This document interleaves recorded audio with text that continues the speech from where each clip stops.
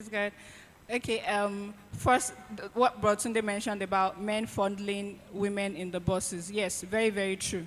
Very, very true. So, the way the culture around here has made women to think they are lesser vessel has affected the way they respond to the way they are treated by people around. So this thing has happened to me before, and the first time it happened to me, in fact, I thought I was dreaming. I'm like, is he really doing that?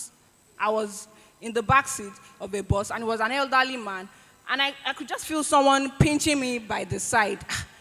But in my mind, I'm like, no, it's not possible. This man is elderly. And then I just looked, and I noticed his hand was actually there. So in my head, I was like, am I supposed to talk?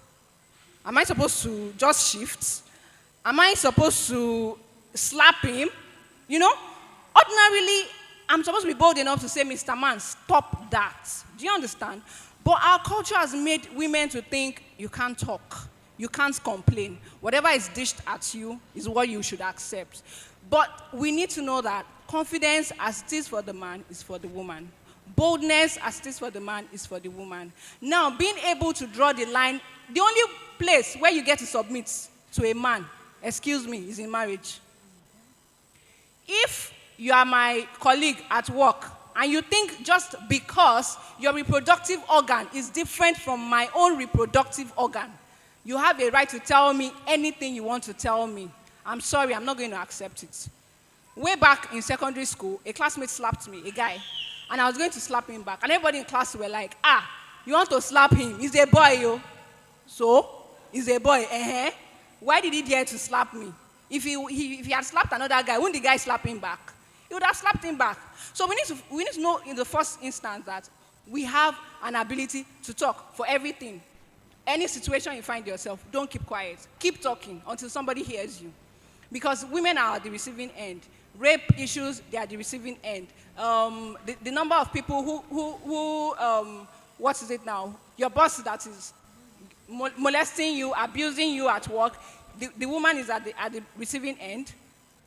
Anywhere, in public, marketplace, in the bus. In fact, the second time that thing happened to me, I looked at the man and hit his hand because I had processed it in my mind. Okay, so this thing happened for real. Okay, so anybody who tries this again, this is how I'm going to undo the person. And in fact, I played the scene. So if I slap him or I hit him and I shout, if the people in the bus are saying I'm lying, this is how I'm going to respond. If they say, he's an elderly man now, you should respect yourself. I had already prepared my speech, the kind of things I'm going to say to the people that are even in the bus. So I was prepared, I was ready. And it will not happen to me a second time and the man will go scot-free. It's not possible. Or a man will come and say, you want to sleep with me or rape me. You will not go scot-free. It cannot work. We will wear the same trousers together, there and then everybody around will know that something's happening. That's the truth. So you need to build your confidence to that point. To be able to say that, oh, no, I'm a woman and I am not going to say because this other person is a man, I'm going to think I'm a lesser person. The other thing I was going to say is, yes, we need to understand our purpose like they've all explained. You know your assignment. A woman's assignment is different from a man's assignment. The Proverbs 31 woman, in this age and time, any lesser man who is not spiritual enough and is not discerning would think that woman is a challenging woman. And say, oh, her own is too much. She owns this business. She owns that business. She stands at the gate. She's taking care. She has lands. She sells linen. I mean, she's so vast. There was really little the husband was doing in Proverbs 31. And I keep wondering, where is the Proverbs 31 man? The woman is so encompassed with so much assignment. But the culture will tell you, no, the woman is lesser. So how do I think that in my environment I'm lesser? At the same time, the Bible is telling me I can achieve much more. So we need to really know our stand in Christ, where God has placed us, our position. And like she said, it's when you now know that, oh, I have that capacity. But because my assignment, my place is second to the man, and I need to submit, I need to put it down. I know I am made to help him. And in fact, you are stronger than him. In power, in intellect, a 26-year-old lady is wiser than a 26-year-old man. Yes. In fact, a 26-year-old lady may be wiser than a 35-year-old man.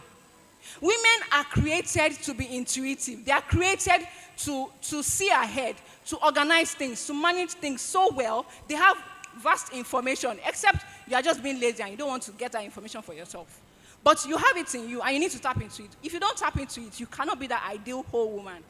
And it's in the process where you already know your capacity, you know your power, that even when your husband speaks and is saying, no, sit down.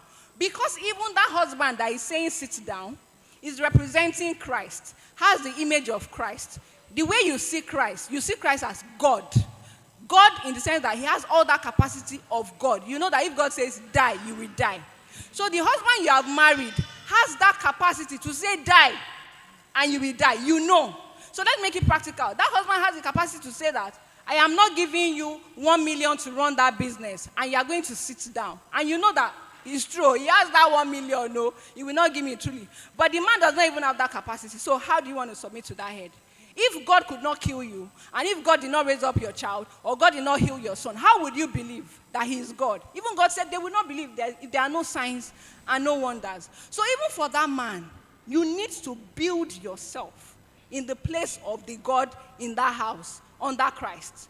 So if I'm going to marry somebody, and he does not have that capacity of Christ, why should I say I want you to be my head? If I've built myself as a valuable woman, and then I get married to a man who has not built himself as a valuable man, do you know they say that when you are married, with time, you start to look alike. So let's say the man is one tattered looking somebody, he does not know how to dress, he does not even run a business, he does not have money, nothing. And I decide to marry that man. Do you know I will be struggling? Instead of me taking 10 steps in a day, I'm probably taking 6 steps. Because in the process of trying to reform, which is very difficult with men, it's very difficult for a woman to reform a man. It's easier for the man to reform the woman. So in the process of reforming the man, in quotes, I am dragging back. I'm taking 4 steps backward instead of taking 10 steps. And at the end of the day, I'm going to blame myself for it. So you don't want to just have any kind of head. The fact that, I will say it again, the fact that the man has a reproductive organ different from your own, a boy or a man has a reproductive organ different from your own, does not mean that he is the one designed to be your head. Your head should always be at a higher capacity than you are. Because when it's at a higher capacity than you are, it's easier for you to do what? To submit. Relate with God and man. You cannot go and do anything without God. So it's easier for you to say, God, to you I come. I lay down before you. But would you not lay yourself before Satan? Or you lay yourself before Babalawo? When you know that there's a superior God. So you choose a better head.